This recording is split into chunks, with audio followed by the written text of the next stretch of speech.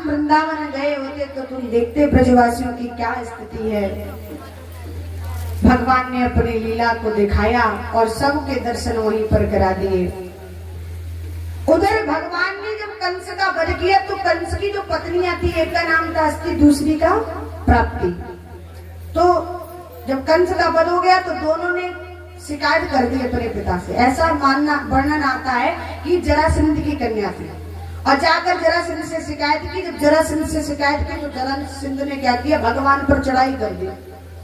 और वर्णन आता है कि 17 बार भगवान कन्हैया ने जरासंध को युद्ध में हरा दिया। 17 बार। 18वीं बार किसी ने कह दिया उससे, एक काम करो, ब्राह्मणों को यज्ञ पर बिठा दो, अनुष्ठान पर। यदि ब्राह्मण अनुष्ठान करेंगे तो तुम 18वीं बार आप जीत जाओगे। तो उसने ब्राह्मण बिठा दिए और कहा यदि मैं जीत गया ना 18वीं बार उस कन्हैया से, तो इतना धन दूंगा, इतना दूंगा कि इस जीवन में फिर किसी के यहाँ काम करने की आवश्यकता, और अगर हार गया तो परिवार सहित मार दूंगा। अब ब्राह्मण घबराने लगे। 17 बार तो भगवान ने पहले ही हरा दिया, तो 18वीं बार क्या होता। सब निवेदन करने लगे, कन्हैया से प्रार्थना करने लगे, भगवान आपके हाथ तो ही है हमारी लाज। 18वीं बार जब युद्ध प्रारंभ हुआ, कन्हैया पहले तो युद्ध में नहीं जा रहे थे, बलराम भैया जबरन ले गए। और जैसे ही युद्ध में गए उधर जरासंध आया, भगवान रण छोड़कर भाग गए। बलराम बोले कहाँ जा रहा है? अरे बोले मुझे नहीं लड़ना।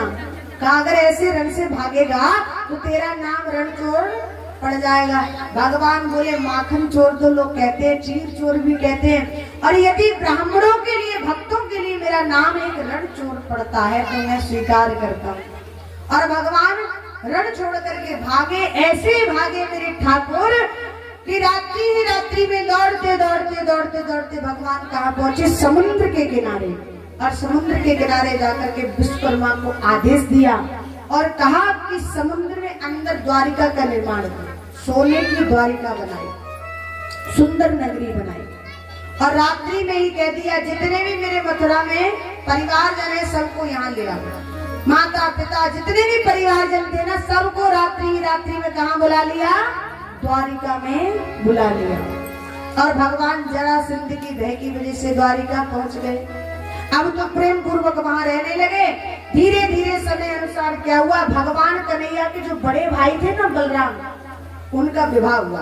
एक रेवत नाम के राजा थे जिनकी कन्या थी रेवती मैया, उनके साथ। और प्रेम पूर्वक विवाह हुआ, कन्हैया रहने लगे। धीरे धीरे कन्हैया भी विवाह के योग होने लगे। तो एक राजा थे कुंदनपुर के जिनका नाम था भीष्म। उनके 4 पुत्र थे, रुक्मी, रुकुमरत, रुकुमपाल, इस प्रकार नाम थे, और कन्या नहीं थी। एक दिन क्या हुआ, राजा को एक सरोवर में कमल के पत्ते पर एक कन्या मिली और राजा ले आया। ला करके उसको नामकरण संस्कार कराया तो ब्राह्मणों ने उनका नाम रुक्मिणी रखा और कह दिया कि हे राजन, ये जो कन्या आपको मिली है ना, ये कोई साधारण नहीं है, साक्षात लक्ष्मी स्वरूपा है। कौन है? लक्ष्मी है। और इसका विवाह आप नारायण प्रभु से ही करना, क्योंकि ये लक्ष्मी है, इनका विवाह किससे करना है? नारायण। धीरे धीरे रुक्मिणी मैया बड़ी हुई, लालन पालन हुआ और धीरे धीरे बड़े होते होते महाराज विवाह की योग हो गई मां रुक्मिणी। तो रुक्मिणी मैया की विवाह की तैयारी करने से पूर्व में ही क्या किया, उनका भाई था रुक्मी, उसने क्या किया, पिता को पता नहीं लगने दिया और चुपके रुक्मिणी मैया का विवाह किससे तय कर दिया? शिशुपाल से। ये बात जब मैया को पता लगी तो मैया ने अपनी भाभी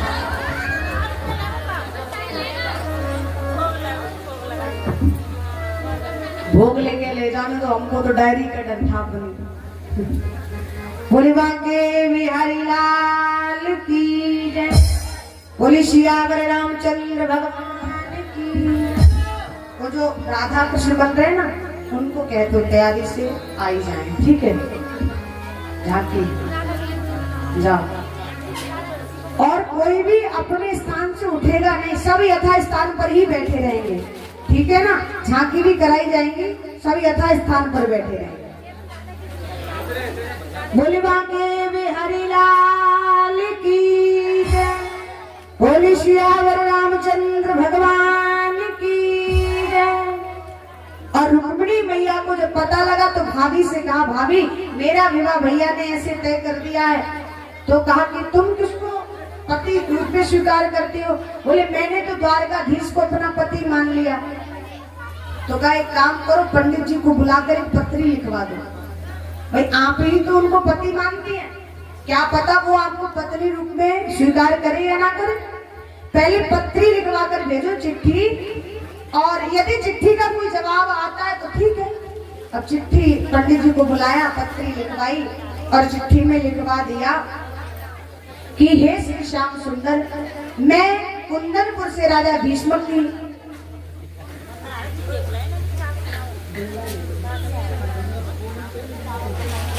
बोली बांके बिहारी लाल की, राजा भीष्म की कन्या रुक्मिणी, मैं आपको पति रूप में स्वीकार कर चुकी हूँ, अपना पति मान चुकी हूँ। और मेरे भाई रुक्मी ने मेरा विवाह शिषपाल से तय कर दिया है। यदि आप मुझे पत्नी रूप में प्राप्त करना चाहते हैं तो कल सुबह मैं गिरजा पूजन के लिए जाऊंगी, आप मुझे वही मंदिर पर मिल जाए। और पत्री लेकर के भेज दिया। पंडित जी समय अनुसार, जितना समय लगता है समय अनुसार द्वारिका पहुंचे। और द्वारिका जब भगवान के पास पत्री लेकर पहुंचे, भगवान कन्हैया ने पत्री में जो लिखा था उसको पढ़वाया, सुना तो गदगद हो गए। और समय नहीं लगाया, भगवान ने क्या किया, तुरंत तैयारी करने लगे। तब तक बलराम भैया आ गए। बलराम भैया बोले लाला कहाँ जा रहे हैं? अब ये कैसे गए, बड़े भैया से बहू लेने जा रहे हैं। हाँ, क्योंकि पहले से कोई तैयारी थी नहीं। राधा कृष्ण को उनको लाना है, रुक्मिणी मैया को, रुक्मिणी को लाना है।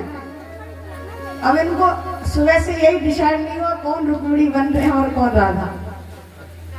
बोली बांके बिहारी लाल की। तो बलराम भैया बोले लाला कहाँ जा रहे हैं? अब कैसे बताएं? पंडित जी बोले हम बता दें। बोले बताओ। बोले तुम्हारा लाला बहू लेने जा रहा है। अच्छा लाला बहू लेने? बोले हाँ। तो लाला चिंता मत कर, जा हमारा आशीर्वाद है, जल्दी लेके इनको। अब तो सुंदर रथ सजाया और कन्हैया कहाँ चल दिए? कुंदनपुर। उधर मैया रुक्मिणी गिरजा पूजन के लिए आ रही थी मंदिर में, और इतने सिक्योरिटी गार्ड लगा रखे थे कि कहीं रुक्मिणी इधर उधर ना हो जाए, क्योंकि बिना मन के शादी हो रही थी। और वो भी माँ रुक्मिणी तो साक्षात लक्ष्मी स्वरूपा, लक्ष्मी का विवाह तो नारायण से ही होना चाहिए। हुआ क्या कि जैसे ही भगवान पहुंचे, रुक्मिणी मैया सहेलियों के साथ में आई और मंदिर में प्रवेश कर गई। इधर भगवान ने रथ रोका और जैसे ही नीचे उतरे, एक बोलो हो चाल कितनी सुंदर है, दूसरा बोलो चाल बाजूबंद कितने सुंदर है, एक बोला मुस्कान कितनी सुंदर है। इस प्रकार से, पर किसी को ये ध्यान नहीं कि हमको लगाया किस लिए गया है। भगवान तुरंत उतरे रथ से और अंदर प्रवेश कर गए। जैसे ही मंदिर में भगवान पहुंचे, मां रुक्मिणी वहां विराजमान थी। मैया ने क्या किया, गिरजा मैया को साक्षी मान करके माला पहनाई। इधर भगवान ने मैया को पहनाई और दोनों का विवाह संपन्न हुआ। अब मैया बोली देरी मत करो, जल्दी करो। भगवान ने क्या किया, मैया को गोद में लिया और ला करके रथ में बिठा दिया। एक बोलो हो जोड़ी कितनी सुंदर है, पर किसी को ये पता नहीं कि हमको लगाया किस लिए गया, इस सुरक्षा के लिए लगाया। अब भगवान ने क्या किया, जैसे ही रथ में बिठाया और रथ चला तो एक बोलो ले गो ले गो ले गो ले गो। उससे पहले किसी को नहीं पता, लेकिन जब भगवान अब तो चिल्लाने लगे। उधर रुक्मी आया, पूछा रुक्मिणी कहाँ है? अब सब मौन खड़े थे। तुमने देखा? तुमने? फिर कहाँ थे तुम सब? एक बोला मैंने देखा। फिर रोका क्यों नहीं? कौन था? बोले प्रभु रोका इसलिए नहीं कि आज तक जीवन में ऐसी जोड़ी नहीं देखी। मैंने कहा ले जा रहा है तो ले जाने। अब तो रुक्मी जो था इतना क्रोधित हो गया, दौड़ने लगा पीछे पीछे रथ के। भगवान को आवाज लगाने लगा, ललकारने लगा। भगवान ने कहा लौट जाओ, नहीं माना। भगवान ने रथ रोक दिया और रथ रोककर जैसे ही रुक्मिणी को पकड़ा, मैया रुक्मिणी ने हाथ जोड़ लिए, स्वामी मेरे भैया को कोई दंड मत देना, वरना यदि आपने कुछ कर दिया तो आने वाले समय में कोई भी भाई अपनी बहन पर विश्वास। भगवान बोले थोड़ा सा प्रसाद देंगे और पीछे रथ से बांध दिया। पहले तो समझाया, नहीं माना तो, और सीधे कहां ले गए? द्वारिका। जैसे ही द्वारिका पहुंचे महाराज, द्वारिका में जब पहुंचे तो पूछा, लाला बहू ले आए? बोले हाँ ले आए। तो कहीं पीछे कौन है? बोले साले साहब।